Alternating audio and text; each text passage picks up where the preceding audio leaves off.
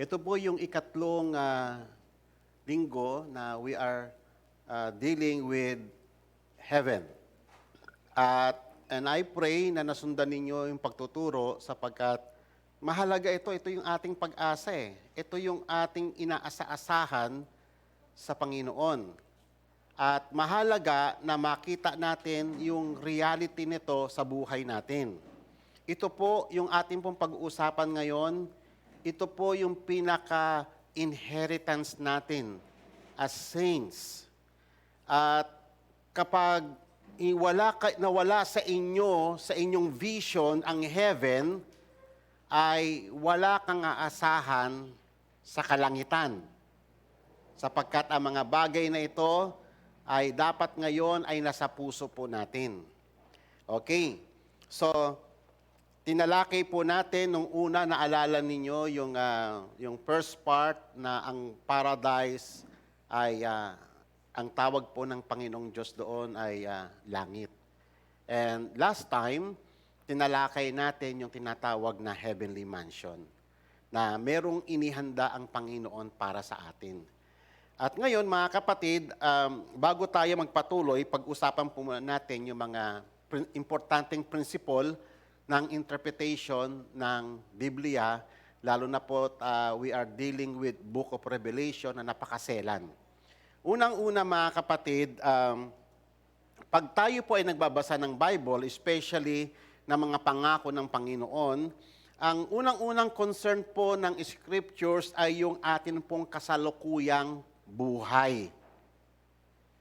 Hindi po yung puro langit lang iniisip mo and then hindi ka naman nagpiprepare dito sa lupa. Amen? So yung buhay natin ngayon ay karugtong po yan doon po sa langit.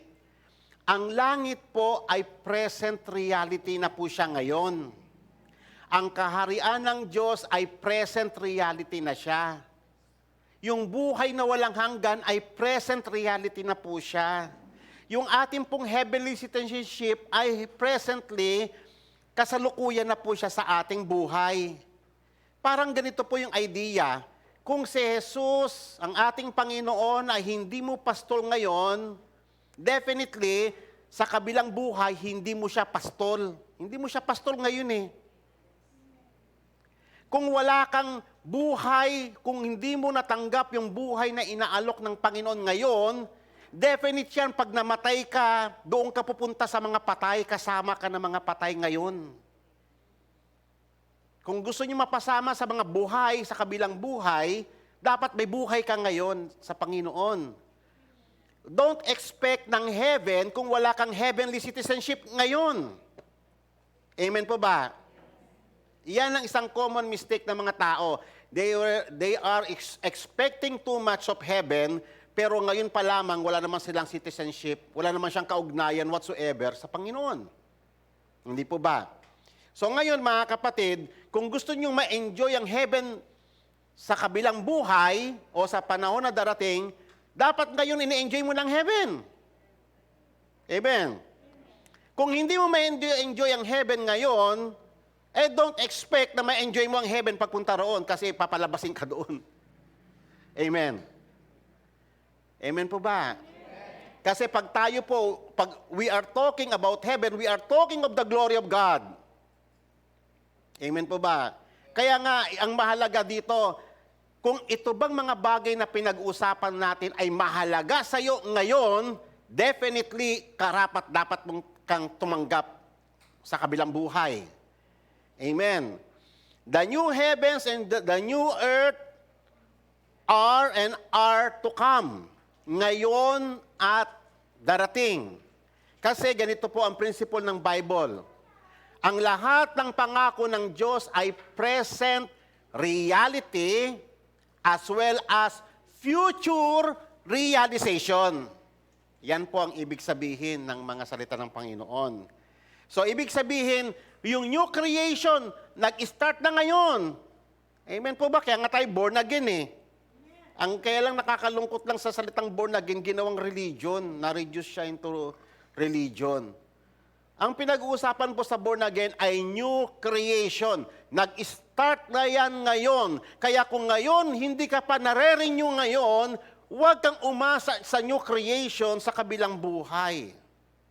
Amen po ba? Pagpapatuloy lang po. Ang langit po is just a continuation. Pinag-usapan po natin yan noong nakaraan. The great continuation. In-assure tayo ng Panginoon na anumang trouble mo sa mundong ito, may pagpapatuloy ng buhay. That is not the end of man. Kung hindi pagpapatuloy hanggang sa day ng resurrection, at yun na, pagdating ng resurrection, yun na yung talagang the ultimacy, the finality, the completion or the fullness ng lahat ng inihanda ng Panginoong Hesus. Amen.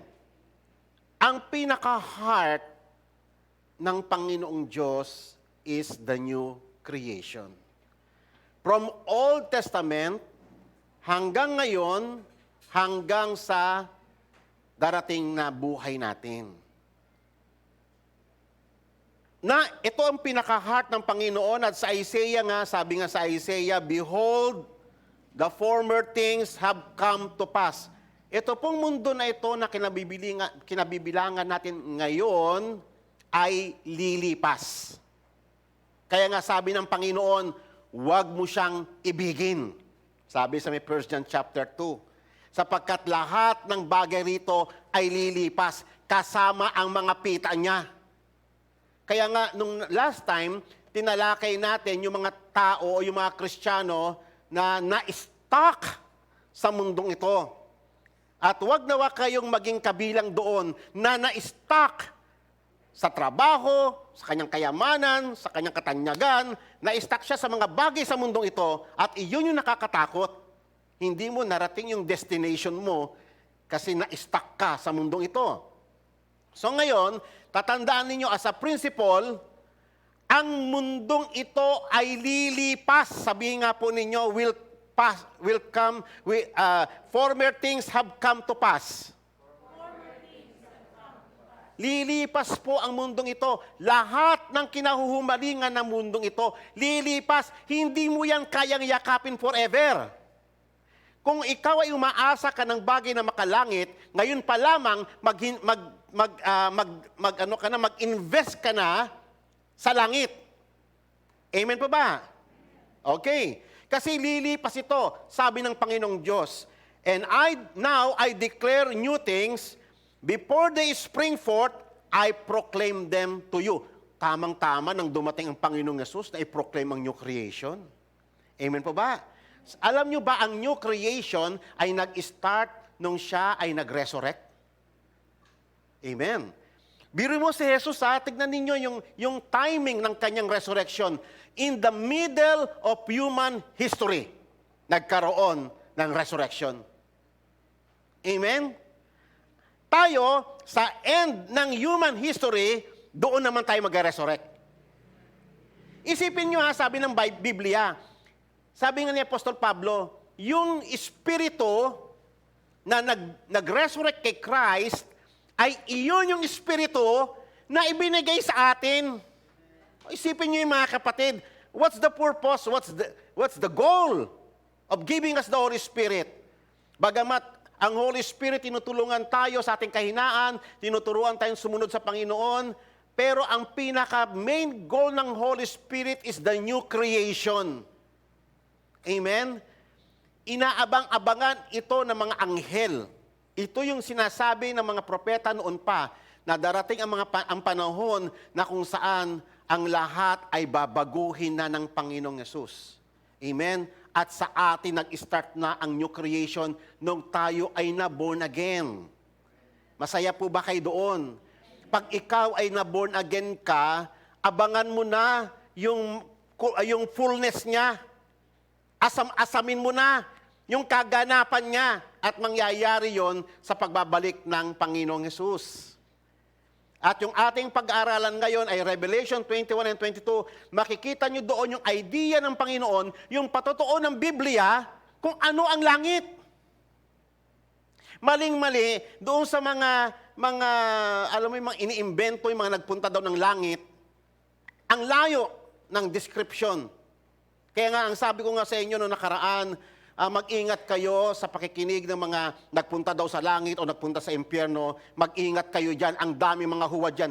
Pinagkakitaan kasi yan ng pera. Iba-iba yung mga kwento nila. Samantalang ang Biblia ay sufficient na. Yung kanyang testimony, sufficient na. Mamaya maintindihan yung ibig kong sabihin. Kaya nga, tatandaan ninyo, nung tayo ay na-born again, nag-start na ang new creation. Ang linaw po niya sa may 2 Corinthians 5:17. If anyone is in Christ, he is what? Oh, bago nang nilalang. Ibig sabihin, ng bagong nilalang, merong yung luma mong pagkakalalang sa'yo, makasalanan na yun eh. Hopeless na yun, corrupted by sin. At kinakailangan na siyang ma-renew. At nag-start na yung ating, yung regeneration, nag-start na sa atin ngayon, presently. At nung tayo na-regenerate, hindi lang yung ikaw ay nababago, kung hindi nagkaroon ka ng heavenly citizenship. Amen po ba? Ngayon yun ngayon yun yung heavenly citizenship. At iyon ay selyado ng Holy Spirit at iyon yung token mo pagdating mo doon. May passes ka na. Amen po ba? Kaya nga, hindi mo po pwedeng hiwalayin yung present reality at saka yung future realization. Okay. And then, in the book of Revelation, yung ating pong pag-aaralan ngayon, nakita natin doon, declaration, announcement sa heaven. Sabi ng nakaupo sa trono ng ating Diyos, Behold, I am making all things new. Ipinakita doon, lahat bago na. At iyon yung pag-uusapan ngayon. Okay? And He said, Write, for these words are faithful and true. Ito yung totoo mong asahan. Testified by the Lord. These words are faithful and true. Gagawin ito ng Diyos. Hindi maaari magbulaan. It will never fail. It is infallible.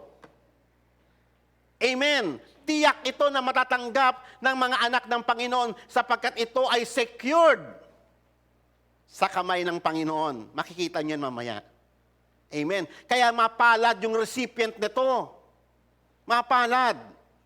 Ngayon, kaya nga, mahalaga na huwag mawawala sa iyong isipan, kapatid, yung vision of heaven. Kasi iyan ang fullness ng inheritance ng saint. Ngayon, napag-aralan natin nung ating first series about heaven, na ang paradise pala, akala natin parang pagpunta lang natin doon yung langit.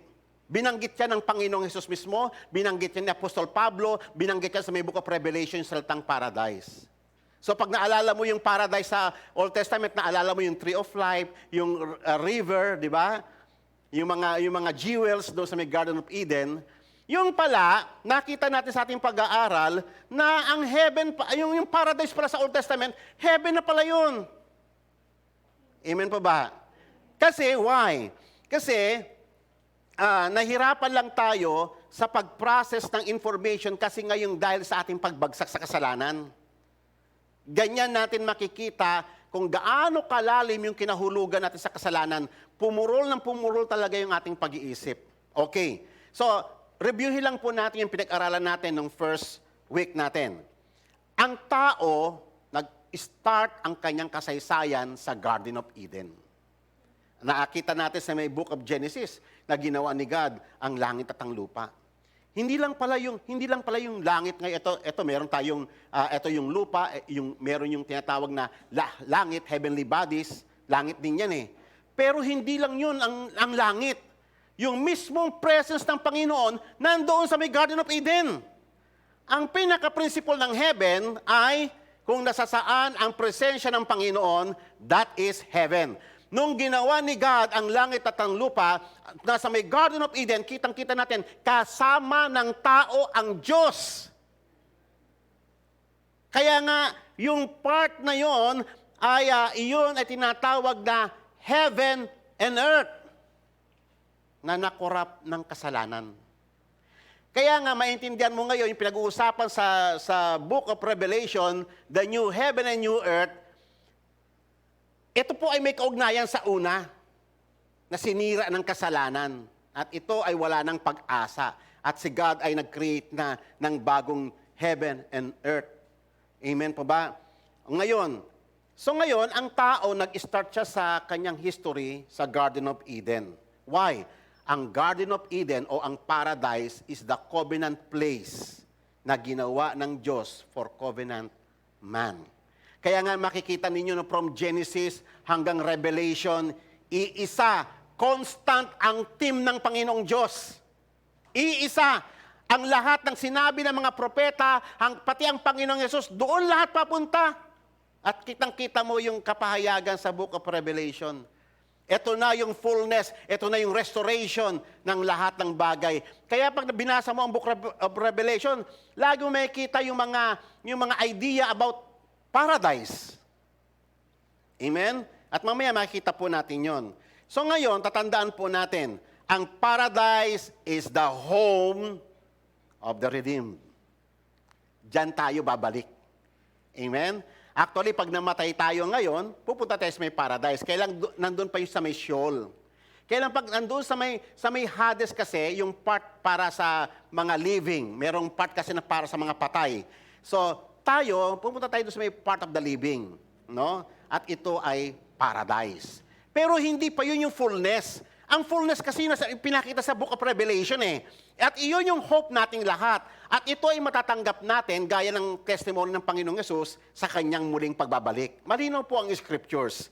Okay. So, ipinapakita lamang po, since nakita nyo ang paradise from Genesis up to Revelation, hanggang sa pagdating ng lahat ng bagay, ay makikita natin kung gaano yung effect ng covenant ng Panginoon sa tao, which is for time and eternity. Amen? We are talking about time. Alam niyo ba mga kapatid, pag pinag-usapan natin ng time, we are talking about the limited time of man. Lahat sa mundong ito is subject sa limitation. Pero ang ipinipare ng Panginoon is eternity. Kaya nga mahalaga yon na maintindihan mo kapatid, yung kaugnayan ng time and eternity. Okay? Ang plano ng Diyos is for time and eternity. Okay. So tatandaan po natin, paradise is heaven on earth. Malinaw po ba yan? Sinabi po ba yan ni Pastor Jess? Ang Panginoong Yesus ang nagsabi po niyan. Si Apostol Pablo ang nagturo niyan. Sila Apostle John ang nag-reveal niyan. Amen po ba? Paradise is heaven on earth. Diyan nag-umpisa ang tao at diyan din siya ibabalik ng Panginoon. Kaya siya niligtas ng Panginoon. Why? Bakit heaven ang paradise? Kasi kasama ng Diyos ang tao. Amen po ba? Kasama niya nakatira si God. Ang desire ni God from the very beginning ay manahan siya sa piling ng kanyang mga nilikha. Amen. Kitang-kita mo yan sa buong scriptures from Genesis to Revelation. Yung ang Diyos, maranasan ng tao yung kanyang presensya. Kita mo ang effect ng sin sa atin? What is the effect of sin? Kitang-kita mo yung kay Adam. First time nung nagkasala siya, nagtago siya sa presence ng Panginoon. Amen po ba? Nagtago siya. Ayaw niya na sa presence ng Panginoon kasi dahil sa kanyang kasalanan. Ang nakikita niya yung kahubaran niya. Kaya ang taong namumuhay sa kasalanan, nagtatago siya sa Diyos, ayaw niya sa presensya niya. At habang lumalayo sa presensya sa Panginoon, papunta sa impyerno. Amen po ba? So ngayon, tatandaan po natin, what do you expect sa langit? It is the presence of God. Amen? The full restoration of the presence of God. Ang langit ay kung saan ay ang tao at ang Diyos ay mananahan na magpakailan pa man. Amen po ba? Gusto niyo ba makasama si God sa langit? Ngayon, kung hindi mo na-enjoy ang presence ni God ngayon, what do you expect doon? Amen. Kung ngayon nga, hindi ka nagpe-pray, hindi mo na-enjoy yung presence ni God sa pray, makipag-communicate sa Kanya, what do you expect? Nandun, kasama mo na siya habang panahon. Amen po ba? Kaya nga, if we enjoy God now, definitely you will enjoy yung mga inihanda ni God doon. Kasama mo na si God doon forever and ever. At mamaya makikita niyo po lahat yan. Okay. Kaya, nung pinalayas ng Diyos ang tao because of sin, because na-break niya yung covenant ng Panginoon, pinalayas siya. And then, ang nangyari noon, alam ba yung Garden of Eden? Ang nangyari noon, pagdating nung panahon nila Moses, yung Eden ipinakita, ano na siya disyerto na siya. Pero, hindi diyan nag-end no? Yung kwento ng Panginoon, yung kwento ng tao, hindi nag-end sa kanya, nung in-expel siya sa may paradise, nung in-expel siya sa heaven, hindi doon nag-end ang kwento natin. Talagang nasa puso ng Panginoon, ibabalik niya yung tao sa presensya niya. Amen? Tatandaan niyo, pag pinag-usapan natin ng langit, we are talking about the presence of God. Amen po ba? Presence ni God ang pinag-uusapan dyan. Kaya nga, nung nakita nyo sa nung panahon na ni Moses, nakita natin yung tabernacle mismo, na symbol ng presence ng Panginoon. Nandoon sa kalagitnaan ng isang arid, dry place.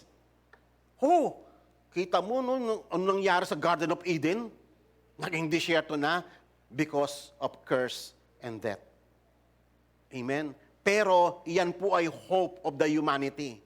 Yan ay picture pa lamang ng things to come. Bagamat nung time na yan, totoo na bumaba ang presensya ng Panginoon. At kitang-kita natin yun. Bumaba talaga yung fire from heaven, yung pillar from heaven, bumaba talaga doon sa may tabernacle. At ang tawag po dyan sa may tabernacle na yan ay tent of meeting. Alam niyo ba kung bakit tent of meeting? Diyan na uli nakausap muli ng tao ang Diyos, kaya lang limited pa noon. Limited pa kasi ang mga tao, meron lang isang representative. Kunyari si Moses lang. Tapos si Aaron lang. The rest hindi makalapit sa presensya ng Panginoon. Bagamat tent of meeting. Amen po ba? Yang tent of meeting na yan, mga kapatid, ay, ang ibig sabihin, kaya nga sabi nga sa may Bible, let them construct a sanctuary for me that I may dwell among them. Sino yung them? Yung mga tao niya. Yung manahan siya, kitang-kita mo yung desire ni God, ano? Amen? Si God, desire niya na makabalik ang tao sa presensya niya, na muli niya sila makasama, yung maranasan ng tao, yung presence niya. Kasi sa presence ni God, nandun na lahat ng kailangan natin.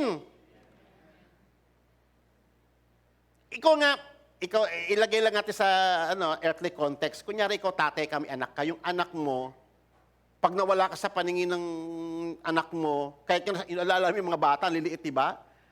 Naalala ko kakatok pa yung bata sa CR. O anak, magsi-CR lang ako, dyan ka lang ha. Opo, mami. Pag nasa CR na, mama, nandyan ka ba? Hindi ba? Why? Kasi yung presence nung tatay niya o nanay niya, security niya yun. Pag nawala yun, para bang hindi na siya secured. Sabi nga sa may awit, the presence of God is fullness of joy. Peace. Nandoon lahat ng satisfaction ng tao. Nandoon na yung lahat ng kailangan mo sa presensya ng Panginoon. At iyon yung higit nating kailangan. Kaya lang because of our fall, na-divert yung ating mga longings, napunta kung saan-saan. Kaya nga naging idols natin ang mundong ito. Hindi na si God ang kailangan mo. Hindi na siya nilolong mo. Kaya nga yung commandment ng Panginoon, especially the first commandment, ibinabalik ka ni God sa Kanya, na muli siya yung hahanapin mo. Na huwag ka nang lalapit sa mga Diyos-Diyosan, siya na lang. Yun po yung mga point ng mga commandment ng Panginoon. Okay? Desire ni God na muli niya tayong makasama, manahan siya sa atin. Kaya nga ang tanong dito, ikaw ba gusto mong makasama si God? Ngayon. Kasi kung ngayon pa lamang asiwa ka na sa presence ni God, what do you expect doon? Amen po ba? Okay. So ngayon, nung bumaba ito, nung pinagawa yung sanctuary, talagang nakita yung presence ng Panginoon. Bagamat ito ay shadow pa lamang of things to come. Pero si Jesus pong kaganapan yan. Amen po ba? Naalala niyo sa may John 1:1, in the beginning was the Word, and the Word was with God, and the Word was God. And the Word became flesh and dwelt among us. Wow! Alam niyo ba yung word na yun na He dwelt among us? Si Jesus, siya yung tabernacle. Nagkatawang tao, He became flesh. Nandyan na yung kausap nila, yung tent of meeting. Kausap nila yung the very presence of God. Sabi niya, Thomas, ang tagal mo na akong kasama, hindi mo pa nakikita yung Ama? Amen po ba? Si Jesus nagkatawan, nandun yung langit. Nandun sa harapan nila. The very presence of God, the tent of meeting na niya, kausap-usap nila ang Panginoong Hesus. Amen po ba? Bumaba yung langit sa lupa. Kaya nga tinuruan tayo sa Lord's Prayer ganito kayo manalangin, Thy kingdom come, Thy will be done on earth. Kasi iyon, ilagay mo yun na desire mo. Ilong mo yun kasi iyon ang tinuturo ng Holy Spirit sa atin. Mag-groan ka sa mga bagay na makalangit. Kasi iyon ang tahanan mo. Taga doon ka, taga langit ka, hindi ka na taga lupa. Huwag mo hayaang ma-stuck ka dito sa mundo. Huwag mo hayaang ma-stuck ka sa trabaho mo. Ma-stuck ka di sa mga bagay na pinagkakabalan sa mundong ito. Amen. Tagalangit ka. Alalahanin mo yan. Kaya nga sa Old Testament, nagpalagay si God ng yung alam mo yung blue na tassels sa mga laylayan ng damit nila. Blue na tassels. Why blue? Kasi nga ang tao laging earthly siya. So yung blue, it symbolizes, it reminds us of heavenly things. Para maalala mo na ikaw ay tagalangit, hindi ka na tagalupa. Kaya nga tayo ay merong heavenly citizenship. Kuya, paki-on mo nga yung aircon. Amen po ba? Sabihin nga po ninyo sa inyong sarili, ako ay tagalangit na. Hindi na ako tagalupa. Gusto niyo ba yon? Amen. Kasi pag wala na sa puso mo, hindi na yun ang dinidesire mo, ay may malaki kang problema, kapatid. Religious ka lang, pero alam mo yung katawan na wala ng kaluluwa. Ganun ang mangyayari sa'yo. Pag wala na sa puso mo yung vision of heaven, pag nawalan ka na ng vision doon sa inheritance mo, pag wala na sa'yo yung sa puso mo, si God, na pinaka inaasam-asam mo, na dapat maging kasama mo, then, para kang katawan na wala na ang kaluluwa. You are dead. Amen pa ba? So, itong pag-asa na to ang nagbibigay ng buhay sa atin, ng drive natin, habang tayo nagtatrabaho sa mundong ito, habang ginagawa natin lahat ng ating mga pinagkakabalahan, pero iyon yung ating motivation. Yung pinaka-central focal point, pinaka-fulcrum ng lahat ng ating kinikilusan sa mundong ito. Amen po ba? Yung pangako ng Panginoon, yung kalangitan. Kaya mapapansin niyo mga kapatid, sa loob ng tabernacle, talagang pinaiukit talaga ng Panginoon Kunyari, acacia wood, yung mga wool. Nakaukit doon yung mga palm trees. Nakaukit doon yung mga cherubims. Why? Kasi yun yung Garden of Eden. Yun yung picture ng Garden of Eden nandoon. Andoon yung kasama nila mga anghel doon sa Garden of Eden. Alam niyo ba yon? Kaya nga iniukit niya sa mga, kasama nila yung mga anghel doon. Tapos puro lantay na ginto. Ano yung makikita nyo na decoration ng tabernacle? Ginto. Makikita nyo doon yung mga precious stones. Pati nga yung priest, andun yung lahat ng mga precious stones Kitang-kita natin yan doon sa New Jerusalem. Yung bride. Tayo yung bride adorned with all precious ng mga lahat ng mga precious jewels na makikita mo sa Garden of Paradise. Naka-adorn sa bride. Naka-adorn sa city ng Panginoong Diyos. Kita nyo, yun po ay nagpapakita ng splendor, ng glory ng Panginoon na ipagkakalob sa atin pagdating doon. Pero yung glory na yun, nag-start na yun ngayon, pero hindi pa natin nakikita yung kaganapan. We are talking about the glory of God in us. Kung sino ang Diyos natin, sabi nga sa may 1 John, sa pagbabalik ng Panginoong Yesus, makikita na natin siya just as He is. We shall be like Him.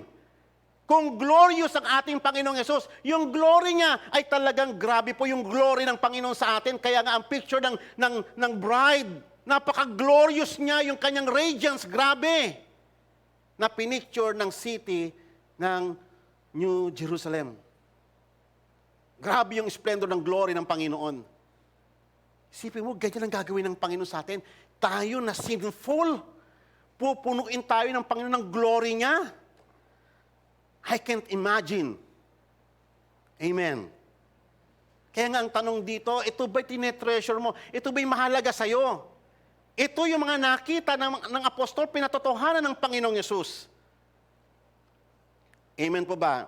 And then, ano pa yung makikita nyo sa may tabernacle? Makikita mo yung Ark of the Covenant. Nandoon yung mga dalawang cherubim nandoon. It reminds us of the cherubim, saan? Sa Garden of Eden, no, pinalaya sila, naglagay si God ng flaming sword.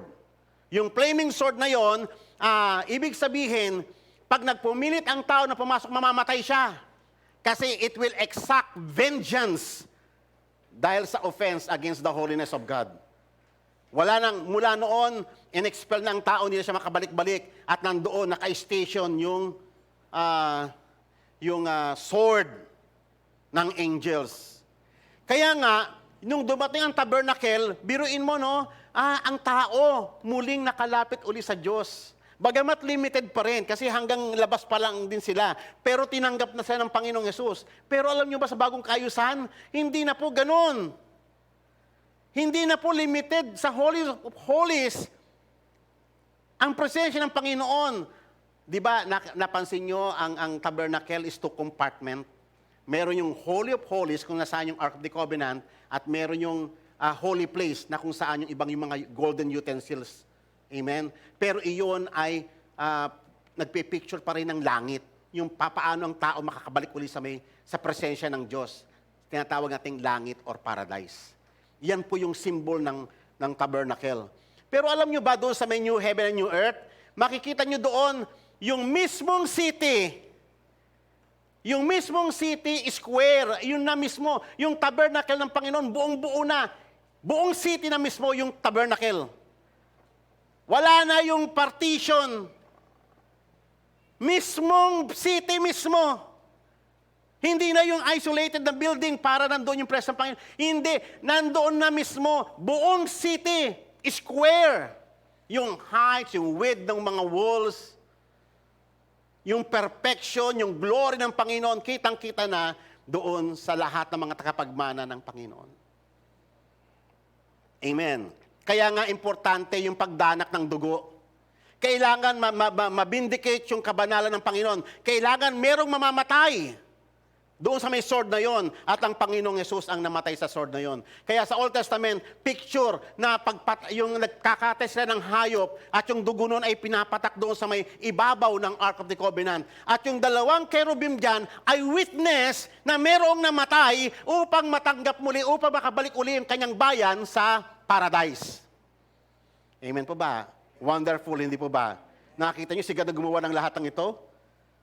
Ito yung sinasabi sa Romans chapter 5 na habang mahina pa tayo, Christ died for us. We do not deserve this. Amen? Tayo, ang isip natin, mundong-mundo tayo puro kamunduhan ang alam natin Pero ang Panginoong Yesus, inisip niya lahat ito. He died for us upang mai-restore tayo pabalik sa Panginoon. Kaya nga, nung kaganapan na ng lahat ng bagay na ito po ang ating pinag-uusapan is only shadow of things to come. But nung dumating na yung reality, nung dumating na ang Panginoong Yesus, yung pinaka-tent of meeting dumating na. Nasa harapan na natin. And then nung namatay siya at muling nabuhay, nakita, pagpasok ni Mary, nandoon yung dalawang cherubim. Isa na sa uluhan, isa na sa may paanan. O naalala niyo yung Ark of the Covenant, kaganoon, di po ba? Wala nang sword. Kasi yung sword, may namatay na. Ang Panginoong Yesus mismo ang namatay. Ang galing. Kaya ang tao, kitang-kita mo, ang tao, welcome na uli siya. Welcome na siya. Wala nang ahadlang sa pamamagitan ni Jesus. Kaya nga sabi ni Jesus, I am the way, the truth, and the life. Ako yun. Walang shortcut kay Christ. Walang shortcut sa heaven. Amen po ba? And now, okay. Kaya nga, nabasa nyo kayo sa Colossians, di ba? Lahat ng ating kasalanan, it is canceled. Sipin mo yun mga kapatid. Anong ibabayad mo doon sa cancellation ng lahat ng ating mga transgressions against God? Kaya nga kay Jesus ay na-restore ang paradise. Ngayon sa atin mga kapatid, welcome na po tayo sa paradise. Nakapasok na tayo sa may paradise. Ano pong ibig sabihin ng paradise? Heaven! Ngayon, nandun na po tayo ngayon. Pag namatay tayo, pupunta tayo doon sa intermediate state natin na tinatawag din paradise. Pero hindi pa yun ang kaganapan. Ang kaganapan ay after resurrection sa pagbabalik ng Panginoong Yesus. At makikita na natin yun sa Book of Revelation na ating pag-aralan ngayon. Okay? So, ipinakita sa Book of Revelation, yung paradise, hindi na siya isang maliit na garden na lamang. Ngayon, it is now a city. Amen? Alam mo, city, ang dami mga mansions. Hindi siya sabi ni Jesus in my father's how many mansions. Hindi lang mansions na pinag-uusapan doon. It is a city. Daming mansions. Hindi literal mansions yung mga kapatid, ha? Ang pinag-uusapan doon is the permanent structure na inihanda ng Panginoon para sa atin. Na kung saan ang Panginoon kasama na natin. Amen. We are talking of immortality. Sapagkat itong bahay na to, bahay din ito eh. Bahay natin. Ito ngayon ang bahay ng iyong kaluluwa. Yung inihanda ng Panginoon na mansion ay bahay natin sa langit, magpakailan pa man na hindi nasisira. Amen. Excited ba kayo sa bahay na yon? Pero hindi lang yung bahay doon eh. Hindi lang yung bahay pa lang, ikaw pa lang yun eh. Pero we are talking about the whole grand plan of God for humanity. Amen? Huwag tayo maging short-sighted, katulad ng mga rapturists. Ang nakikita lang nila, rapture. Puro rapture ang bibig nila. Ang lamang bibig nila. After the rapture, ano na? Amen po ba? So huwag tayo maging short-sighted. Kunyari, resurrection, we are talking about resurrection. Ang goal ng Panginoon, hindi lamang magre-resurrect ka. Hindi lang yun. Yung pagpapatuloy ng plano ng Panginoon sa atin. Amen po ba? A new dimension of life. Alam nyo ba ang resurrection natin? It is just the beginning. The beginning of new things. Di ba nung ginawa ni God ang langit at lupa, it is the beginning ni Eva at Adan to transform the small garden into the kingdom of God. It is the beginning. Sa resurrection natin is a new beginning of the new heaven and new earth. Puro new na. Magpapatuloy na ang tao, he will rule. He will take dominion. Rule over 10 cities. Rule over 5 cities. Amen po ba? Amen. Kaya ngayon, pagbutihin niyo po yung mga trabaho niyo. Huwag niyo hahamak yung trabaho binigay ni God sa inyo. Pinapanood kayo ng Panginoon. Kung kayo ay faithful dyan, pagkakalobang kayo na mas greater things. Amen po ba? Huwag yung tignan ang lahat ng bagay sa mundong ito na parang puro earthly. Look for the purposes of God. Bakit ako Pilipino? Bakit ako lalaki? Bakit ako babae? Bakit ako may trabaho? Bakit ako ganito? Lahat ng ito may purpose kay God. Walang sayang. If you look for the purposes of God. Pag hindi mo na nakikita ang purpose ni God sa buhay mo, then diyan nag-i-start yung tinatawag na dissatisfaction, yung discontentment. Kulang ako. No, hindi ka kulang. Kompleto kang ginawa ni God. Hindi nagkamali si God sa'yo. Amen po ba? Amen po ba? Amen. So, huwag ka maghanap ng kakulangan sa'yo. Ang hanapin mo, yung pagkukulang mo. Saan ka nagkukulang? Bakit hindi mo nagagampanan yung, hindi mo nakikita yung mga dapat mo makita na ginawa, binigay sa'yo ng Panginoon. Okay. So, ngayon mga kapatid, at doon sa may central, sa may paradise, yung tree of life and the river. Naalala ko sa may Garden of Eden sa Genesis, 4 pa yan eh. Merong Gihon, merong Pishon, Tigris at Euphrates. Dito pinakita na yung isa na dumadaloy from the very throne of God. Dumadaloy yung river of living water. Amen? At sa magkabila ng river ay nandoon yung tree of life. Wow! Accessible sa lahat ng mga anak ng Panginoon. Ang tree of life at ang river of life ay central sa idea ng paradise. Amen po ba? Kaya kung ano ang ina-expect mo sa langit, expectin mo ang mga bagay na ito. Amen po ba? Sa dami-dami na nag-testimony, nagpunta rin sa ng langit, wala man lang nabanggit tungkol sa tree of life. Wala naman nabanggit sa may river of life. Amen po ba? Napaghahalatang mga bulaan sila. Mapag-imbento. Biro mo, sabi ba nila, nakita ko si God. Dinala ko ni God sa langit. Nakita ko si God. May malaking widescreen doon na TV.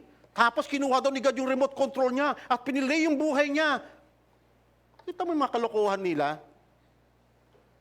Amen. Ibang-iba sa testimony ng Bible, kaya nga sabi ko sa inyo, the testimony of the Bible is complete in itself. Amen po ba? Sabi nga po ninyo, kompleto na? Ang Biblia. Okay. So ngayon, tatandaan po natin, ang Book of Revelation, chapter 21 and chapter 22 is the vision of heaven. Wow! Kaya kung gusto mo makita ang heaven, basahin mo ang Revelation chapter 21 and 22. Ipinakita na ng Panginoon in a form of vision. Pero mga kapatid, wag mo naman do not take it literally. Kasi ang tema po ng Book of Revelation ay apocalyptic literature. Sabi nga po ninyo, ibig sabihin, madalas nyo makita yung tema o yung genre ng literature na yan sa mga prophets. Okay? Apocalyptic ang dating. So they are using highly symbolic images to describe a thing. Pero yung dinidescribe nila, it's not, yung ginagamit nila ay hindi po yun yung pinaka-substance. Hindi po yun yung pinaka-reality. Amen po ba? Kunyari, sinabi doon na si Jesus ay lamb na mayroong 7 sungay at mayroong mga mata, 7 mga mata. Ay, hindi po ganun kaliteral yun. Amen po ba? Yung halimaw na may 10 sungay, ay hindi po yung literal yun. Amen. Kasi highly symbolic ang Book of Revelation. Ang hahanapin mo, pag nagbabasa ka ng Book of Revelation, yung reality. Yung obvious reality na tinuturo ng Panginoon, parang sa may parables din. Hindi po ba? Kunyari, parables of tares and wheat. Huwag mo akalain yung mga masama, puro talahib talaga sila. Huwag mo akalain na puro kayo trigo. Amen po ba? Sheep and goat. Hindi po yun literal. Hindi po kayo mga tupa talaga. Mamaya pakainin kayo ng damo dyan. Kumain nga kayo ng damo. Kasi sa totoo lang, ginagamit kasi yan. Sa Africa, ginawa yan eh. Pinakain talaga. O di ba mga tupa kayo ng Diyos, kumain nga kayo ng damo doon, puntahan nga sila. Nag-act sila para matupak. May video po yan. Totoo po yan. So ngayon, ganyan ang nangyayari sa mga taong kulang ang kaalaman. Napaglalalangan sila, nalilinlang sila ng mga maling katuruan. Okay. So, tatandaan po natin, ang Book of Revelation is a vivid, graphic, na talagang ipinakita, dinescribe talaga ang heaven. Amen. At hahanapin daan natin doon, habang dinidescribe ni Apostle John, tignan natin yung pinaka-message ni God. Nandoon yung message. Amen. Parang yung parable ng sower. Hindi po ba nagtanim? Yung word of God, yung binhi doon, hindi talaga yung, amen po ba? Hindi po yung literal na seed, kundi yung the word of God. At yung mga lupa ay mga puso ng tao. Lahat ng ito ay figures of speech. Pero ang Book of Revelation, kakaiba siya kasi napaka-highly symbolic. Amen. So, titignan natin yung pinaka-heart ng messages ng Panginoon at iyon yung reality. Okay. Hindi po yung mga images na ginagamit niya. Okay. For example, the streets of gold. Minsan nga, alam mo, common ko marinig sa mga bibig ng mga preachers o ng mga Kristiyano, pag dinescribe nila ang heaven, lagi binabanggit, sa heaven, gold ang street doon. Mga kapatid, hindi lang po yun. Kumpletohin ko pa ha, para makumpleto yung idea nyo. Okay, hindi lang po yung streets ang gold.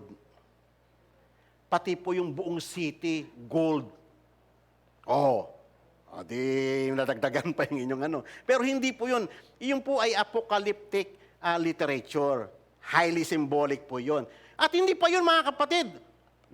Basahin niyo uli yung Revelation.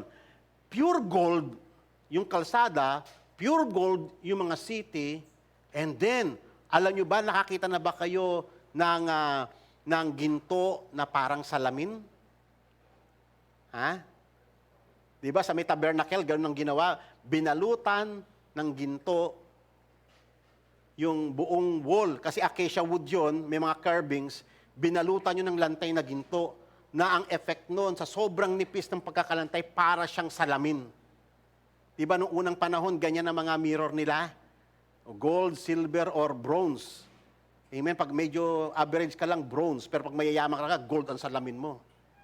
Sobrang nipis nun, talagang pinalis ng gusto. Alam nyo ba yung gold, doon sa sinasabi rito, sa may city, sa holy city of God, ay clear like crystal, transparent like glass. Nakakita na ba kayo ng gold na ganon? Transparent like glass. Tinalo pa yung kasi, di ba pag nakakita ka ng well-polished na gold, hindi pa yung see-through Ano bang pinopoint nun? Sa tindi ng glory, ng radiance ng Panginoon sa kanyang bride, sa atin. Napakadalisay kasi alam mo pa yung idea ng gold, di ba? Dinadalisay yan Nire-refine yan, di ba? Ang daming process niyan ang pinapakita doon na Panginoon ng idea, hindi yung literal, kundi yung the way God talagang na-purify niya ang lahat ng bagay na binigay niya sa atin. Grabe po yung glory. It represents the glory of God. Tingnan mo yung Jerusalem. Punong-puno ng mga iba't ibang klaseng diamante. O, dinescribe kunyari yung heavenly Jerusalem. Yung wall niya, jasper. O, jasper. Alam niyo ba yung jasper na precious stone? Mamula-mula yun Makintab na bato yun. O yung wall niya, napakalaki nun. Jasper, like jasper. Tapos yung may foundation yun na mga iba't ibang klaseng mga precious stones na nakasulat ang pangalan ng mga apostles. At hindi lang yun makikita mo doon. Pagpasok mo doon sa may loob, sa may pinaka-city, wall pa lang yun Pagpasok mo, nakita mo doon, square yung city at mayroong mga gates, 12 na gates. Perlas! Perlas. Kayo ba yung nakakita ng perlas? Pero kayo ba'y nakakita na ng perlas na transparent? Yung gate doon, bawat gate, 12 gate, 3-3 kada side, ay pearl. Nakasulat ang pangalan ng 12 tribes at transparent. See-through, kikita mo yung loob. Oh, grabe ng... kulang kasi, pag dinescribe na, literal na rin lang streets of gold lang. Describe na natin ang buo. Amen po ba? They are all referring to the glory of God to His church. Ganon ang glory na matatanggap natin sa Panginoon. Amen po ba? Excited ba kayo doon? Okay. So, they are a symbolic representation of realities. Amen. So ngayon, pag-usapan po natin. Tatandaan po natin, we are talking about new heaven and new earth. At ito po ay result ng resurrection ng ating Panginoong Hesus. Kaya iyon po ang isa sa mga major reason kung bakit kinakailangan magkatawang tao ang Panginoong Hesus. Kinakailangan niyang mamatay. Kinakailangan niyang muling mabuhay. Why? Para mag-usher yung new creation. Amen po ba? Okay.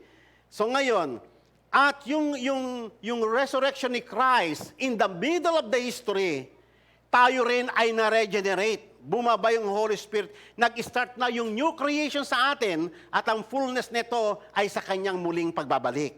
Malinaw na po ba sa inyo yun? So, tatandaan po natin, ito pong old heaven and earth ay associated kay Adam.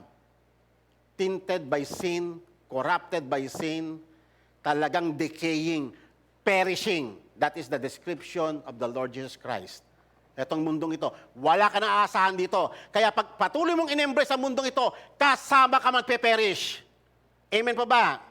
If you are wise, embrace the new things. Yung pangako ng Panginoon. Okay. So ngayon, ang Holy Spirit, kaya nga binigay ang Holy Spirit sa atin para mag-start na ang new creation. Hindi nyo napansin, binabago tayo ng Holy Spirit araw-araw.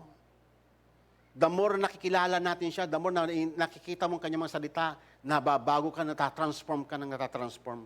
Paliwanag ng paliwanag ang buhay natin. Amen po ba? So, sabi po ng Revelation 21, verse 1 and 4, Then I saw a new heaven and new earth, and the first heaven and the first earth has passed away, and there is no longer sea. The former things have passed away. Ngayon, uunahin po natin, kasi napakalaking paksa po nito, baka kulangin tayo sa oras, unahin po na natin yung mga naobserbahan ni John. Nung nagpunta siya sa langit, in a form of vision, may mga naobserbahan siya. Ano yung mga naobserbahan niya ito? Yung mga bagay na hindi na nag-exist, na dating meron sa lupa, wala na doon. Okay? Kasi heaven and earth din naman yun eh. Yung una, heaven and earth din, kailang pumasok yung kasalanan na destroy ang lahat ng bagay. But now, God made all things new. Kaya nga ang tawag dito, new heaven and new earth. Ngayon, tingnan natin, nung unang-una na dinala si John doon, in a vision, ang unang-una niya na obserbahan niya, mga kapatid, alam niyo kung ano? Ito, ang nakita niya, wala nang dagat. O baka ma-prostrate ka doon, ha? Pastor, wala nang dagat doon. Sayang naman, maliligo pa naman ako sana. Amen. Pag ganun kasi, sabi ko nga po sa inyo, ang Book of Revelation is highly symbolic. Amen. Apocalyptic literature kasi ang approach dito. So ngayon, ano po ba sa mind, sa Hebrew poetry, para sa mga Israel, sa Biblia, paano ba nila binabanggit ang dagat? Hindi po literal na dagat ito. Ang dagat po kasi ay symbol po siya ng destruction. Naalala nyo, yung halimaw sa Book of Revelation galing sa dagat, hindi po ba? Magbasa kayo ng mga book sa Daniel, sa mga prophets, yung halimaw o yung gentle nation, heathen kings, galing sa dagat. So, kasi nga, ang Israel ay coastal, yung isang side niya, coastal sila. So, yung mga invading armies, Romans, yung mga Greek, yung mga Persians, ibang mga ano doon, pupunta roon, dumadaong, at iyon yung mga umaalipin, nagdadalang destruction sa kanila. Terror, chaos, death. Kaya nga, sa kanila, sanay sila dyan. Alam nila yung form ng poetry ng Hebrews. Sa atin lang kasi mga Gentiles tayo, kaya nahihirapan tayong intindihin ito, nililiteral natin eh. Pero sa kanila, pag nagbasa sila niya, naiintindihan nila. Amen po ba? Okay. Kasi ang Biblia, kasi aminin natin sa hindi. Biblia yan ng mga Israelita eh. Tayo, Gentiles tayo, kaya bago sa atin yan. Okay. So ngayon, ang isa sa, ano ba yung contrast ng sea, river? Ang isa sa nakita ni John, wala na yung dagat, which is the presence of destruction mula sa mga heathen nations, ang nakita niya yung presence ng river. Kasi why? Di ba? Ang river, ang ganda ng kanyang description eh. Sabi ng verse 1, then he showed me a river of the water of life, clear as crystal, coming from the throne of God and of the Lamb, in the middle of the streets. On the other side of the river was the tree of life, bearing 12 kinds of fruit, yielding its fruit every month, and the leaves of the tree were for the healing of nations. Amen po ba? So nakita nyo, no, in contrast, doon sa may dagat na, ang picture niya, pag nagwawala ang dagat, hinahampas niya yung dalampasigan, hinahampas niya yung mga bundok, may tidal wave, may tsunami, di ba? Yun ang picture ng dagat eh. Pag nag-aalimpuyo siya. Samantalang ang river is a gentle, pwede mong inumin, di ba? Pwede ka rin mangisda doon. So, nakita niyo yung picture kung paano siya ginagamit sa may Bible. So, makikita natin doon yung absence ng sea, which is the picture of turmoil, destruction, death, calamity. Lahat ng mga nagdadala ng kapinsalaan sa buhay ng tao ay picture ng sea. At anong pinopoint doon? Wala na sa heaven, wala na yung mga bagay na ganon. Wala na yung mga bagay na nagdadala sa atin ng kahirapan. Sa tingin nyo sa heaven, may calamity pa? Ha? Sa tingin nyo sa heaven, may earthquake pa? Ha? May tsunami pa ba doon? Wala na. So that's the point. Yun po ang ipinapakita ng literature na sa heaven, tapos na. Meron ng tinatawag na permanent cessation ng mga nagdadala ng trouble sa buhay ng tao. Yung nagdadala sa atin ng terror, ng fear, mga uncertainty sa buhay, tapos na po yung mga bagay na yon according to the testimony of Apostle John. Instead, a river. Alam niyo ba, ang ganda-ganda ng pagkakadescribe kasi, ito pong contrast ng river and sea, ay makikita nyo sa may Psalms chapter 46. Ang sabi po rito, God is our refuge and our strength, a very present help in times of trouble. Then describe yung dagat. Therefore, now we will not fear, though the earth be removed, though the mountains slip into the heart of the sea, Though the water roar and trouble, nagwawala yung dagat. Though the mountains shake with the swelling thereof. Tapos ito na po yung river. But there is a river whose streams make glad the city of God. Wow! Amen po ba? Fit na fit doon sa Revelation, hindi po ba? The city of God, we are talking about the city of God. The heavenly Jerusalem. Na nagbibigay ng kagalakan sa atin kasi God in the midst of her. Sa Revelation kayo na ipinakita, yung river ay nanggagaling, yung tubig niya doon sa may throne ng Panginoon. Binibigyan niya na, sinusustain niya ang buong paradise. Lahat ng mga doon ay nakakainom doon sa presence ng Panginoon. It is a continuous sustenance ng Panginoon sa lahat ng kanyang creation sa langit. Amen. Kaya nga, isa sa mga inaalok ni Christ at the end of the book of Revelation sa chapter 22, ang lahat ng nauuhaw, uminom, bibigyan ko ng libreng tubig ng buhay. Amen? Ganun po, ayan po yung pang-encouragement ng Panginoon sa atin. Napakahalaga po niyan para sa atin. The river of life as well as the tree of life. Amen? So, she will not be moved, sabing ganon, kasi ang Diyos ay nasa kanyang kalagitnaan. God will help her when morning dawns. At ito na po, verse 6. The heat and rage and the kingdom were moved. Kasi nga nagwawala yung mga bansa, unstable. Pati tayo, nadadamay tayo. Hindi po ba? Unstable. Pero ang lahat ng bagay na ito, wala na. Tapos na ang mga turmoil ng mga bansa sapagkat ang lahat ay paghaharian na ng Panginoon. The Lord of hosts is with us and the God of Jacob is our refuge. Amen. So ngayon, bukod doon sa absence ng sea, but the presence of the river, ang isa sa naobserbahan ni John ay the absence of sun and moon. Ano ba ang function ng sun and moon ngayon? Ha? Kasi it gives light sa atin. Okay, ang sabi po rito, and the city has no need of the sun or the moon to shine on it. For the glory of God has illuminated, and its lamp is the Lamb. Wow! And the nations will walk by its light, and the kings of the earth will bring glory into it. Isipin niyo mga kapatid, no? Sa bagong kaayusan sa langit, kahit na sabihin mong may araw pa. Ngayon sa atin, ang araw, at ang buwan, alam niyo ba, minsan nakakapinsala sa atin? Hindi ba ba? Ang araw, yung radiation niya, nasisira, apektado pati mga halaman, mga hayop, sa atin, disease. Dito, hindi na. Hindi na kailangan yon. Pag sa gabi naman, natatakot naman tayo, tawag nga sa may Psalms dyan the terror by night. Diba? Wala na yung lahat ng iyon. Sapagkat ang Panginoon na ang pinakaliwanag natin. Ang radiance. Kahit na sabihin mo mayroong araw ang araw magiging na lang siya, parang alam mo yung magiging matatabunan na siya ng liwanag ng Panginoon. Kasi ang liwanag ng Panginoon ay sumasa sa buong creation, sa buong city, kitang-kita yung nag-illuminate yung liwanag ng Panginoon at ang Panginoong Jesus mismo ang pinakaliwanag. Amen? No wonder, in the New Testament, anong panawagan ng Panginoon sa atin? Sa Ephesians chapter 5, may kita natin yan Ngayon pa lamang, tinuturuan na tayo ng Panginoon na lumakad sa liwanag. Ang term ni Apostle Paul sa atin, children of light. Amen?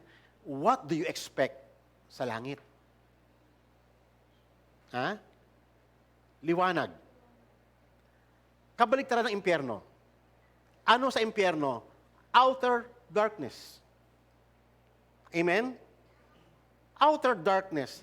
Sa langit, kitang-kita mo po ninyo mga kapatid, yung abundance ng liwanag ng mukha ng Panginoon talagang napakaliwanag to the extent na hindi na kailangan ng sun and moon. Amen po ba? Sa impyerno, pusikit na kadiliman, yung puot ng Panginoon ang kanilang nababanaag sa buong buhay nila. Amen. Sa impyerno, humihingi sila ng kahit na isang patak lang ng tubig. Parang awa mo na bigyan mo kahit isang patak ng tubig. Kita mo grabe ang aguni nila. Samantalang sa heaven, yung river of life, napaka-abundant. Kung gusto mong uminom, andyan yan. Amen pa ba? Kita mo yung contrast, the antithesis of heaven and hell. Okay, next. At ang sabi pa sa may chapter 22, wala na ring gabi. There will no longer be any night. And they will not have need light of a lamp or light of the sun, because the Lord will illumine them. And what? Oh, yun ang isang maganda sa langit. Hindi lang tayong patalbog-talbog sa ulap. Amen po ba?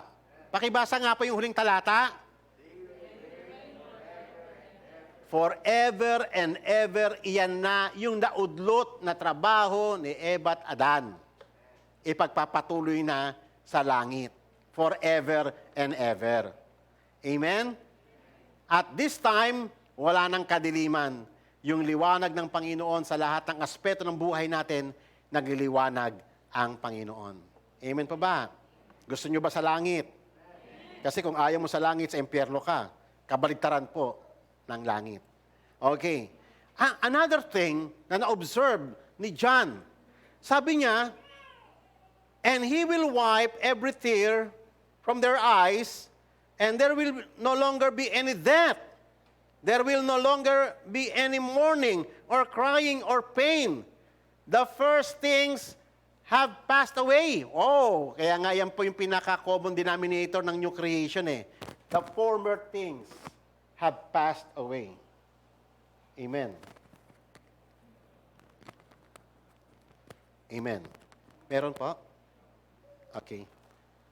Nahulog. So, ayan po yung isa sa mga naobserbahan ni Apostle John sa langit. Wala nang death. O di ba, yan yung kinakatakot natin, kamatayan. Wala nang pagluluksa. Amen. Wala na rin yung pagluha. Kayo po ba'y nasubukan na ninyo nung kayo mga bata, nung nadapa ka, dinampot ka ng nanay mo, pinagpagya yung tuhod mo, pinahiran niya yung luha mo? Ilang beses mo naranasan yung mga kapatid? Marami. Anong naramdaman mo ng mga panahong iyon? You are being relieved, being comforted. How much more si God na gagawin yan sa atin sa langit? Dito sa lupa, saan damakmak ang sufferings natin? Alam nyo ba, ang buhay natin sa lupa ay mahintulad sa Great Tribulation? Yung buong buhay natin dito sa mundo ay tribulation. Kaya nga nagtataka nga ako sa ibang mga born-again Christians, naghahanap pa ng araw na Great Tribulation. Amen? Samantalang ang buong buhay natin, we suffer.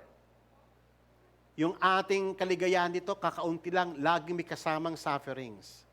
Pag tumatanda ka na, dami mo ng karamdaman, ang dami mo ng iniinda sa katawan mo. Ako, dami na akong iniinda sa katawan ko. Amen? Pero, ang langit, wala na pong ganon. Wala na po yung lahat ng nagkukos ng pain sa atin, yung nagkukos ng cry. There's no pain. Amen? Makita mo nga yung, kunyari, mahal mo sa buhay, nagkasakit, ikaw'y nahihirapan eh. Yung anak mo nagkasakit, ikaw'y nahihirapan. Katulad na lang yung kinikwento ni Jerry, yung baby, 3 days old, namatay sa ospital. Diba? Ikaw magulang, ano yung kahirap nun? Amen po ba? Inabang-abangan mo yon for 9 months and then nung niluwal, namatay? Nakakabiyak naman ng puso yun, hindi po ba? Sa langit, wala na pong ganon. Amen. Gusto niyo ba yon? Excited ba kayo doon? O gusto mo sa lupa? Gusto mo forever na maranasan yung tribulation ng lupa? Amen.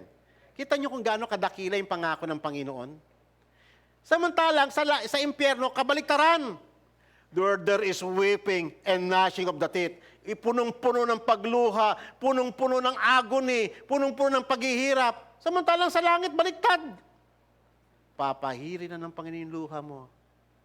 The permanent cessation ng lahat ng sufferings ng tao. Amen po ba? Masaya po ba kayo doon? Gusto niyo ba yun? Ha? Kasi parang tingin ko sa inyo, parang malungkot kayo eh. Oh, Ayoko pa umalis sa mundong ito. Gusto ko pa sa mundong ito. O sige, maiwang ka rito. Joke lang po yun. Sino po rin mo gusto maiwan dito sa mundo? In due time, sa tinakda ng Panginoon. Amen. At ganoon din, sinabi rin sa may Revelation 22, there will no longer be any curse, and the throne of God will be in it, and His bond servants will serve Him. Iyon na po ang ating gagawin sa Panginoon. We will serve Him. We will serve His eternal purpose. Amen. Dito sa mundo kasi natin, ang dami natin mga problema. Pati yung ating paglilingkod kay God, apektado ng ating mga kasalanan. But in heaven, yan na po ang buong buhay natin. Kaya ngayon pa lang, mga kapatid, kung ikaw ngayon, hindi mo na mapaglilingkuran si God, wala kang time to serve God sa lahat ng binigay niya sa'yo, what do you expect? Magpipit ka ba sa heaven? Ha? Yun ang kagawin na natin eh. Yun ang buong buhay natin. We will serve God. Kaya nga, like ko po sinasabi to, ang langit ay present reality as well as future realization. Ngayon, mga kapatid, I encourage you to serve the purposes of God now. Amen? Kasi what do you expect? Baka mamaya pagdating sa langit, manibago ka. Hindi mo pinaglilingkuran si God sa lupa. And then pagdating doon magko-complain ka, wala nang complaining doon Amen po ba? We work. We serve God. We rule. Amen. Kaya nga sabi nga doon, ito ay ine-echo rin doon sa Revelation chapter 7, nakita ni John yung great multitude. May mga hawak silang mga palaspas. At nagtanong si John, sino po yung mga ito? Sabi sila yung mga dumaan sa great tribulations. O sila yung galing sa mundong ito. Amen? At sabi roon, dumaan sila, kaya ngayon nandito sila, they serve God day and night in His temple. Kasi sa heaven, wala nang gabi. Wala nang araw wala nang buwan Wala nang gabi. Amen po ba? Okay, so they will serve God in His temple. And sabi roon, they will hunger no longer, nor thirst anymore, nor the sun beat them down, or any heat. Wala na. Wala nang pipinsala sa kanila, sabing ganon. For the Lamb is in the center of the throne, will be their shepherd, and will guide them to springs of water of life. Wow, nabanggitan naman yung water of life. Na ibig sabihin, ganun ka-central, ganun ka-importante yung etong purpose ng Panginoon, yung river of living water. Amen pa ba? Amen pa ba? Amen. Sa atin, patuloy tayong pinapainom niyan sa pamamagitan ng Espiritu Santo. Naalala niyo yung Psalms 23? Ayan ang trabaho ng shepherd, says ang ating Panginoong Yesus. He leads us beside still waters. Amen? At yun ang ginawa ng Panginoong Yesus sa atin. Pinainom niya tayo ng tubig sa pamamagitan ng banal na Espiritu Santo. Amen. Okay, next. So, ito pa ang naobserbahan ni Apostle Paul, ay ni Apostle John sa langit. Yung absence ng kasalanan. Kaya naman pala, dito sa lupa, kaya naman pala, punong-puno yung mga admonition ng Bible, dapat na kayong mamatay sa inyong makalumang katawan. Amen? Iwasan na ninyo ang lahat ng pita ng laman. Kaya pala laging ganun Amen po ba? Kasi sa langit wala nang ganun. Wala nang transgressions, wala nang lawlessness, wala nang iniquity, wala na. Hindi na makakapasok sa langit. Kaya naman pala, binigay ang Holy Spirit dahil alam ng Panginoon mahina ang ating katawan. Alam ng Panginoon na mahina tayo, natin kayang ma-overcome ang ating mga simple flesh kung wala ang Panginoon. Amen? Kaya binigay ang Holy Spirit para tulungan tayo na i-conquer, i-overcome yung mga sinful things natin at turuan tayong mamuhay sa Panginoon. Kasi sa langit, kapatid, wala nang paghabi ng kasalanan. Amen po ba? Kung ngayon pa lamang, hindi mo na kaya ma-overcome yung alak Sa tingin mo, baka hanapin po yung alak sa langit. Amen. Amen po ba? And nothing unclean, and no one who practices abomination and lying shall ever come into it, but only those whose name were written in the book of life. Amen? Alam nyo ba tayo, nung tinanggap natin ang Holy Spirit, na isulat ang ating pangalan sa aklat ng buhay? Nung kayo ay binautismuhan sa pangalan ni Jesus at kayo nanalig at nakita mo, yung nag-start buhat noon ay nag-start na yung pagbabago sa buhay mo. It is the beginning. Amen? Ng work ng Holy Spirit. At magalak ka, kapatid. Magalak ka sapagkat nagkatrabaho sa iyo ng Holy Spirit. At kapag nagkatrabaho ng Holy Spirit sa iyo, it is your evidence that you are candidate of heavenly things. Amen? Blessed are those who wash their robes so that they may have the right to the tree of life and they may enter into the city. Isipin niyo mga kapatid, no? Paano ba yon? Ano bang idea nyo ng paghugas, yung labhan, yung ating mga kasuotan? May kasuotan tayo sa Revelation 6 may kita mo yan Binigyan ng kasuotan yung mga martyrs Tayo, sinuotan din tayo ng Panginoon ng damit But what is your idea? What is your idea of washing the robes? Sinabi rin naman ng Bible, by the blood of the Lamb. Ibig sabihin, tayo, mga kapatid,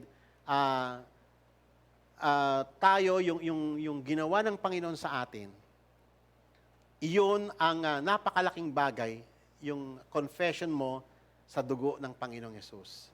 Siya ang iyong kabanalan. Hindi po literal na damit ito. Amen po ba? Hindi literal na mansion. We are talking of the righteousness of Christ in us. Paano tayo naging righteous? Because of God. Amen? Because of the righteousness of Christ in us. Amen? God made us righteous in a way na para kang sinuotan ng damit. Amen po ba? So, by the blood of the Lord, by the blood of the Lamb, naging malinis ang ating kasuotan. Kaya nga doon sa may parable, meron doon parable ng kasalan na ipinakita doon na sa may kasalan, may nakapasok na hindi nakadamit ng pangkasal at siya itinapon sa labas. Ang point doon, ganito, outside are the dogs and the sorcerers and the immoral persons and the murderers and the idolaters and everyone who practice or loves lying. Amen.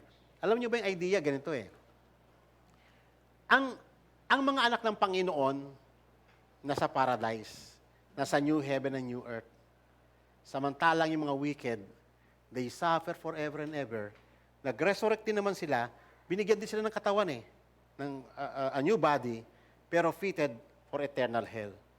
So yan po yung pinag-uusapan dito. Tayo, we are enjoying the presence of God forever and ever. Outside ay yung mga ayaw magpasakop sa Diyos, yung kinakagat pa ang Diyos na parang aso. Ituwid mo, magagalit pa sa'yo. Ayaw nila ng correction. Tayo, we need correction ngayon. Amen? We need correction. Mapalad ka, kapatid, pag ikaw may nagsaway sa'yo. Di ba ang tendency natin kasi pag sinaway ka, ayaw mo napapahiya ka, ayaw mo na-expose ka. Ang tendency ng ating flesh ay mag-retaliate. No.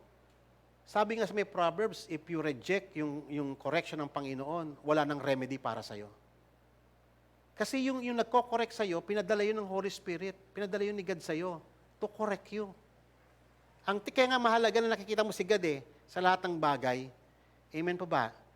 May inassign si God sa atin na magko-correct sa atin. May inassign si God na tao na magre-rebuke sa atin. Not to destroy us, but to prepare us sa langit. Gusto niyo ba sa langit? Magpasaway kayo. Ang ayaw magpasaway, kambing. Amen. Ang kambing, mag-alaga kayo ng kambing, hilain mo yung kambing. Laging opposite side dyan. Hilain mo, gaganon yan kambing. Hilain mo pa ganon, laging opposite, ayaw yung pasakop. Yun ang kambing. Pero tayo hinahintulad tayo sa tupa na madaling i-guide, bagamat napaka-weak ng tupa, doon tayo nalintulad ng Panginoon. Amen. Kasi sa langit, wala na pong kasalanan. Amen. Kung na-enjoy mo pa ang kasalanan ngayon, kapatid, mag-isip-isip ka. Baka sa pagdating doon sa langit, manibago ka. Bakit wala nang kasalanan dito? Hanapin mo yung pagkakasala mo doon. Wala na po doon kasalanan. Outplace ka na doon. Itatapon ka na sa outer darkness doon. Kasi malinaw po yan. Amen. Kaya nga tayo, pag nandito tayo sa lupa, pag nagkakasala tayo, we repent. We practice repentance. Amen. Okay. So, isa sa mga nakita ni John, wala ng temple. Mira mo, isipin mo of all places, doon sa langit, wala ng temple. Hindi po ba? Why? Kasi alam natin, all throughout history ng Israel, ang temple is the symbol of the presence of God. Sa langit, wala na yung temple. How come? Kasi nga, pinaliwanag din ng Panginoon, for the Lord God, the Almighty, and the Lamb are its temple. Yun naman pala Kasi why? Ang temple kasi is the symbol of the presence of God. Since nandun na yung presence ng Panginoon, ba't pa kailangan ng temple? Actually, sa may temple, makikita mo pa nga yung partition na hindi ka pwede makapasok, limited ang access mo Yun nga andun na si God mismo. Amen pa ba? So, ang earthly temple symbolizes the presence of God with His people. In heaven, the presence of God is visible to His people. There is no need for earthly representation. Amen po ba? Isipin mo mga kapatid, ang nasa atin na yung presence ng Panginoon, yung blessings ng presence niya sa impyerno. Yung bagsik ng kanyang puot, ang nababanaag ng mga tao. Ayaw nga ng mga tao na doon sa impyerno na nandun si God kung maaari lang Kasi nandun si God for judgment. Okay, and then nakita ni John, isa sa mga pangalawang na nakita niya ay yung vision ng heavenly Jerusalem, which is the holy city. Ito po yung bride. This is us. Sa pagsasalarawan ni John, ito ang church. Ito tayo ngayon. Kaya nga nung sinabi ni John, I saw, kanyang testimony, the holy city, Jerusalem, coming down out of heaven from God, made ready as a bride adorned for her husband. Kaya nga kung titignan mo ang New Jerusalem na parang bride, kung nakita mo yung adornment niya, yung kanyang mga gold, yung kanyang mga precious stones, ganun parang bride. Alam, nakakita ba kayo, di ba, sa kasalan? Yung babae ang pinakahuling entrada the final entourage, babae, the bride. Kita mo napaka-dramatic yung presentation ng Panginoong Jesus sa atin. Di ba? Yung pagdating ng bride, napaka-special. Full of brilliance of God. Binanggit din niya sa Revelation 21, verse 9 hanggang sa 15. Then one of the 7 angels who had the 7 bowls full of the 7 plagues came and spoke with me, "Come here, I will show you the bride, the wife of the Lamb." Huwag mo namang isipin na talagang asawa tayo ng Panginoong Hesus. Amen? Ang ibig sabihin, tayo, by virtue of the covenant, we are one with Christ. Amen. So parang bride ang pagsasalarawan ng Panginoon sa atin by virtue of the covenant, of our union with Him. So ipinakita doon yung brilliance. Sabi rito sa verse 11, having the glory of God. And her brilliance was like a very costly stone, a stone of crystal clear jasper. Wow! Grabe yung pagkakaprepare na yung beauty, yung grandeur, yung elegance ng bride. At kung in a form of city, ganyan ang pagkakadescribe. But this is not literal. Ang mga obvious na symbolism nito ay yung square is the perfection of God. At lahat ng mga palamuti doon, ng mga precious materials, jewels, precious stones, representing the glorious glory of God in the church. Amen? Ano pang hahanapin mo? Isipin mo isa-isahin natin. Wala nang curse, wala nang luha, wala nang death, wala nang terror, wala nang destruction, wala nang kasalanan, wala na yung yung mga bagay na kinakatakutan mo sa mundong ito. Nandoon na yung tree of life, nandoon na yung eternal life, nandoon na yung permanent mong katawan, yung immortality, nandoon na, nandoon na yung presence mo. Ano pa nga hanapin mo, kapatid? Di ba? At hindi lang yun, pinakita ang church na punong-puno ng glory ng Panginoong Diyos. Grabe, yung isang ang hirap intindihin sa isip ng tao.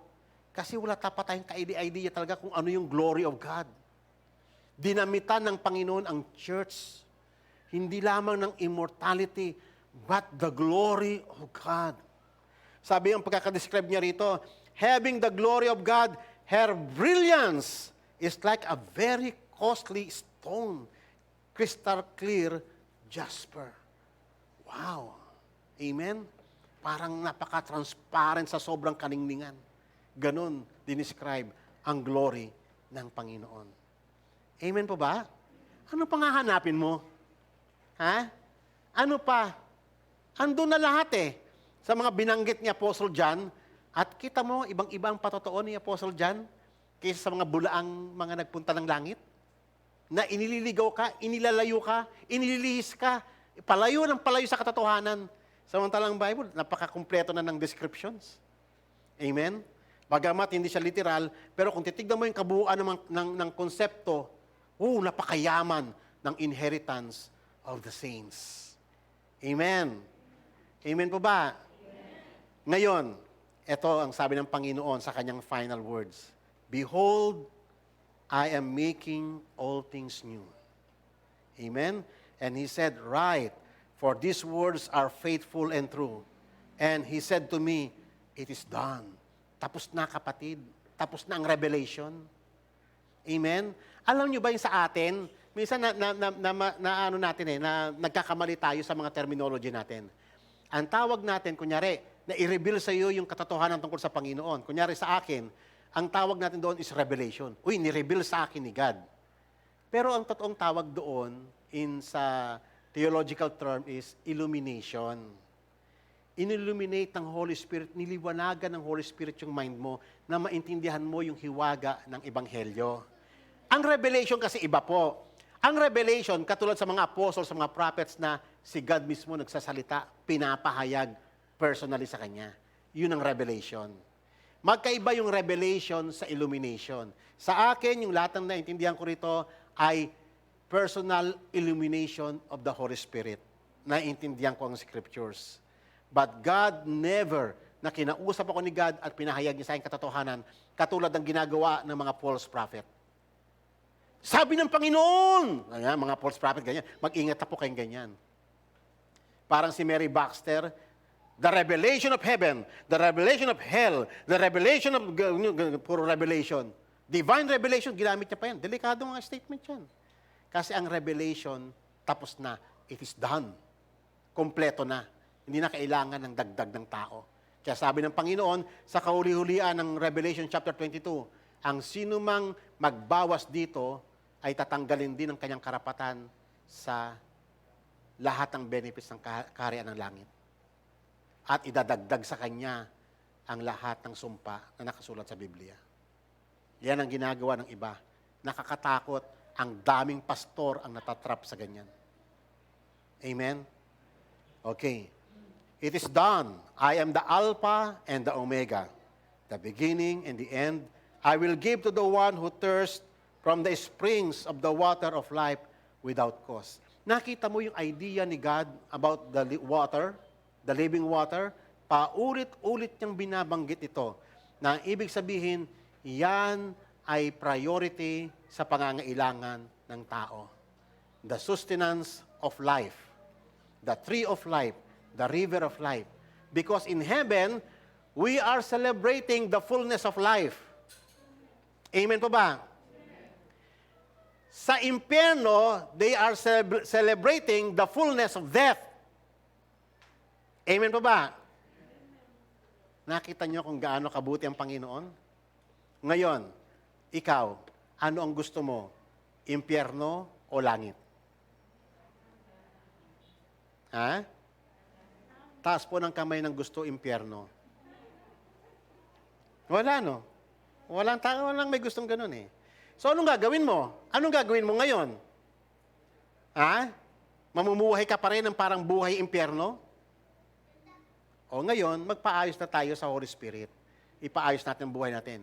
Ipatama na natin lahat ng mga mali. Tatandaan nyo, ang kasalanan ay abnormality. Malfunction yan sa buhay ng tao. Ang Holy Spirit ay binigay para ayusin natin ang ating buhay para mag-fit tayo doon sa langit. Kaysa sa langit, wala nang kasalanan. Amen. So ngayon, mag-aral na tayo rito. Sa tulong ng Espiritu Santo, magpaturo na tayo. Kaya nga, ang pinaka-final words ng Panginoon, sabi niya, He who overcomes will inherit these things. Wow! Yung makaka-overcome sa mundong ito. Amen pa ba? Amen. Teka muna. Mag-pause muna tayo rito. Kaya maintindihan natin to eh. Ang ganda-ganda ng pinag-uusapan natin sa langit. It was written, testified by Apostle John in Revelation 21 and 22. Pero ang pangakong ito, ang heaven, ay para labang sa mga overcomer. Ang sabi rito, He who overcomes will inherit these things. And I will be his God, and he will be my son. Pero yung mga duwag, yung mga ayaw lumakad sa katotohanan, the unbelieving, the abominable, yung ayaw maiwan-iwanan ng mundong ito, the immoral persons, the sorcerers, the idolaters, and all liars, their part will be in the lake that burns with fire and brimstone, which is the second death. Amen po ba? Ngayon, ang tanong dito, this is a very important question, who is the overcomer? Baka kalain mo naman, sa sarili mong lakas, overcomer ka. Actually, itong question ito ay ni-raise ni Apostle John, the writer of the same book. Ni-raise niya ito sa may 1 John chapter 5, verses 4 and 5. Tinanong niya ito eh. Unang-una, sabi niya, whatever is born of God overcomes the world. Why? Pag anak ka daw ng Diyos, ma-overcome mo ang daigdig. Why? Eh, mahina lang tayo eh. It is because of the Holy Spirit. It is because of the Lord Jesus Christ. Amen? Kaya natin na-overcome. Kung tayo lang, natin kaya eh. But because of the righteousness of Christ, at dahil sa Holy Spirit na binigay niya sa atin, tinutulungan tayo ma-overcome yung mga shortcomings natin sa mundong ito.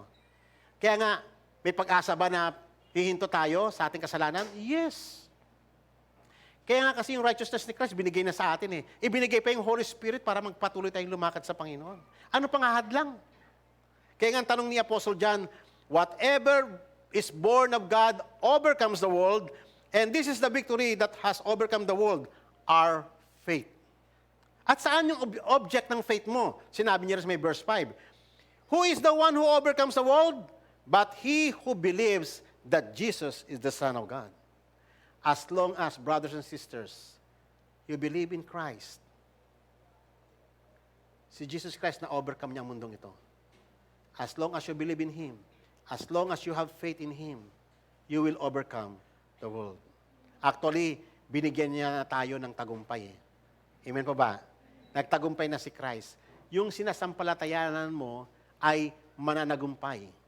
And God made us more than conquerors according to the Scriptures. Ngayon, ang Holy Spirit, iyan ang trabaho ng Holy Spirit. Actually, ang ino-overcome na lang natin, yung mga minors na lang eh. Yung anger mo, yung pag-iinom-inom mo na lang, yung paninigarilyo mo, yung mga ibang mga Kristiyano, ngayon naninigarilyo pa rin eh. Hindi ba kaya ma-overcome yan? Kaya. Amen? Ibigay mo sa Panginoon. Surrender mo ang buhay mo sa Panginoon. Yung mga minor na lang, pero yung major na war, tapos na eh. Kay Christ, overcomer na tayo eh. Amen pa ba? Kaya nga, ang tanong dito, he who overcomes will inherit these things. Amen pa ba? Yes, we will inherit this because of the Lord Jesus Christ. Amen pa ba? It is not because of you. It is because of Him. Amen pa ba? Masaya po ba kayo doon? Next time, kain ka marami, ha? Okay. So ngayon, magtatapos na po tayo. Sabi nga ni Apostle Paul, just it is written, the things which eye has not seen, and ear has not heard, and which have not entered into the heart of men, all that God has prepared for those who love Him. Wow! May naiprepare si God, di ba? Ito yung naiprepare ng Panginoon, city, hindi lamang yung mansion. Isang city. Ipinakita ng Panginoon sa atin yan sa Book of Revelation. For us, God revealed them through the Spirit, for the Spirit searches all things, even the depths of God. Ipinakita. Ito po yung mga malalalim na revelation ng Panginoon, inihayag ng Holy Spirit sa atin. Amen? At sabi pa nga doon sa may teksto natin last week, let not your heart be troubled. Believe in God, believe also in me. In my Father's house are many mansions. If it were not so, I would have told you. But I go to prepare a place for you. Kaya kita nyo, no? I-go over nyo ang Bible. Ang daming salitang prepare. Na may inihanda si God sa atin. Over and over again sa Scriptures.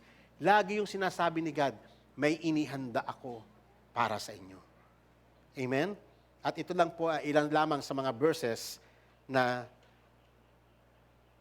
and if I go to prepare a place for you, I will come again and receive you to myself, that where I am, there you may also.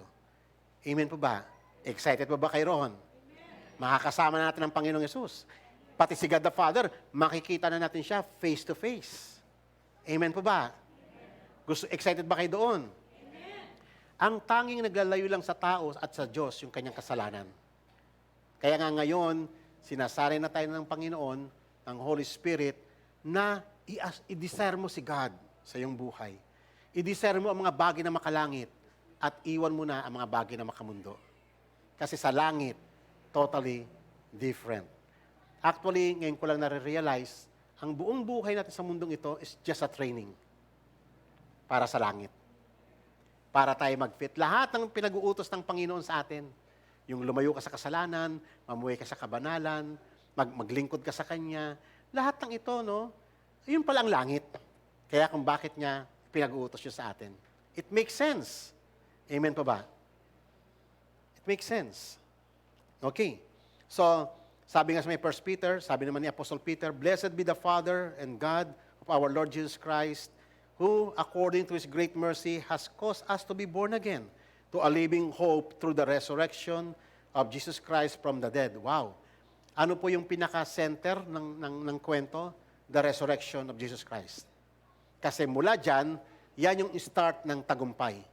At ang kaganapan ng tagumpay ay sa kanyang muling pagbabalik, sa resurrection natin. To obtain an inheritance, which is imperishable, undefiled, will not fade away, reserved in heaven for you. Wow! Excited ba kayo doon? Natatanggapin niyo ang mga bagay na to? Amen. Who are protected by the power of God through faith for our salvation, ready to be revealed in the last time. Ngayon, naiintindihan natin tong verse na to. Amen? Bagamat ngayon ligtas na tayo, pero yung kaganapan ng kaligtasan, kitang-kita natin doon sa day ng resurrection. Kaya ang pinaka-center ng history is the resurrection of Jesus Christ. Amen. And finally, nagbigay ang Panginoon ng parable. Dalawang maikling parable. The parable of the hidden treasure and the parable of the pearl of great price. The idea is the same. Ganito Yung una, nagbubungkal sa field niya, and then, naka-stumble siya ng treasure. And then, nung nakita niya yung halaga, uy, ang laking kayamanan nito, sabi niya ganun. Agad-agad siyang umuwi, tinabunan niya, agad-agad siyang umuwi, at binenta niya ang lahat ng kanyang, kung anong meron siya. Yung isang parable, exactly the same, kaya lang iba lang ang format. Isang merchant naghahanap ng pearl, and then finally, isang araw, nakakita siya ng pearls na napakalaking halaga. And then, umuwi siya. Binenta niya ang lahat ng kanyang, kung ano meron siya, at binili niya. Parehas yung parable. What's the point? Nakita nila yung great value ng treasure ng heaven. Ang parable is all about the kingdom of heaven. It's all about heaven. Yung treasures ng heaven.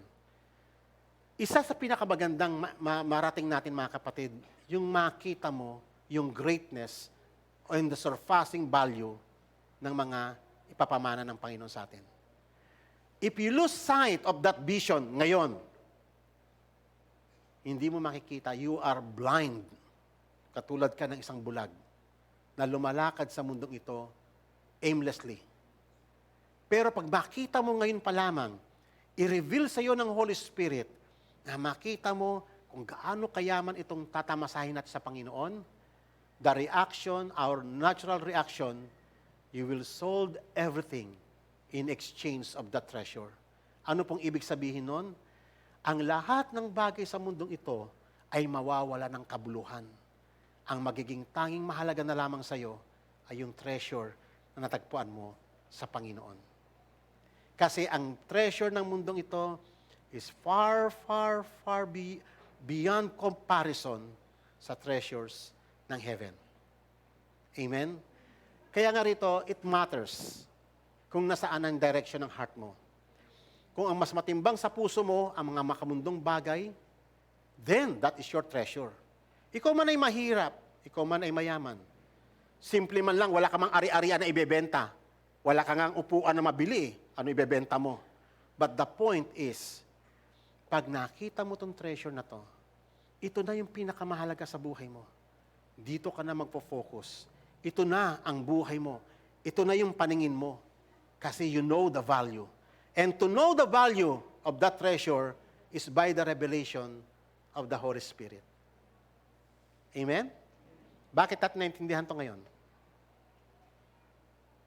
Because of the Holy Spirit. He illumined our minds. Amen? Pero pag hindi mo pa nakikita ang surpassing value ng ating pinag-uusapan ngayon, our inheritance in the Lord, then you have to kneel down before God. Lord, I want to see. Open my eyes. Amen? Kaya mapalad ka kapatid. Kaya sabi ni Jesus, mapalad kayo sapagkat ang mga mata nyo bukas. Ang mga tainga nyo bukas. Ang mga mata nyo nakakarinig. Ang mga puso nyo nakaka-perceive. Sapagkat ang mga bagay na to ay ibinigay sa inyo ng Panginoon. Pero sa kanila, itinago ito ng Panginoon. Amen. Saan kayo sa dalawang iyon? Yung pinagpahayagan ng Panginoong Diyos o yung pinagkaitan ng Panginoon? Dalawa ang effect ng Ebanghelyo ng Panginoon. Either your eyes will be open at makikita mo, oh, great treasure. And then lahat ng bagay sa mundong ito, hindi na yan ang mahalaga.